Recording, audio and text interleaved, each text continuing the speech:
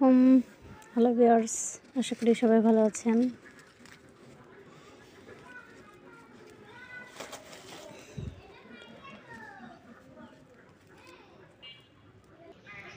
চলে আসলাম আবারও নতুন কিছু নিয়ে।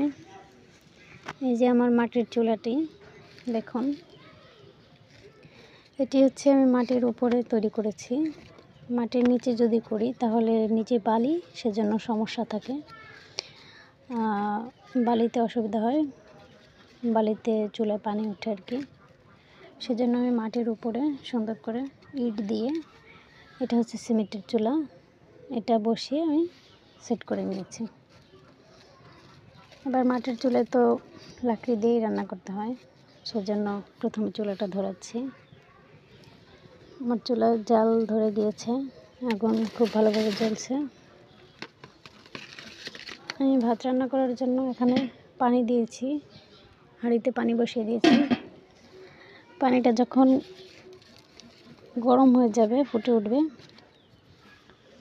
তখন আমি চালগুলো দিয়ে রাখবো।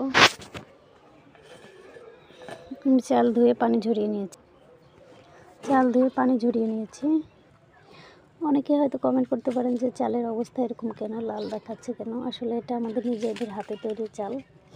ধান সিদ্ধ করা হয়েছে আপনার তাফালে, আমাদের এখানে তাফাল বলা হয়, বড় টিনের আর কি পাত্র, সেখানে ইট দিয়ে সুন্দরভাবে পাতিয়ে একটু তাফালে সিদ্ধ করা, তো সেজন্য একটু বেশি সিদ্ধ হয়ে গেছে, সেজন্য চালগুলো একটু লালচে হয়ে গেছে।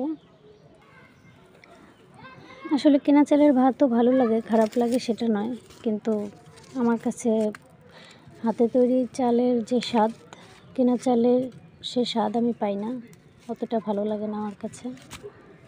সেজন্যই কষ্ট করে নিজেরা ধান সিদ্ধ করে চাল বানানো। একটু কষ্ট হলেও খেয়ে যদি শান্তি পাওয়া যায়,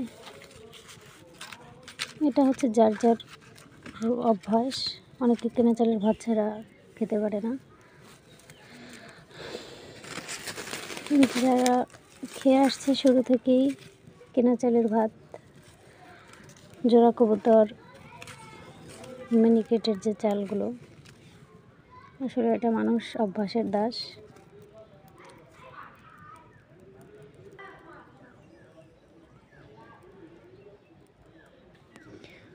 পানিটা গরম হলে চালটা দিলে কি হয়, ভাতটা সুন্দর হয়, ঝরঝরা থাকে।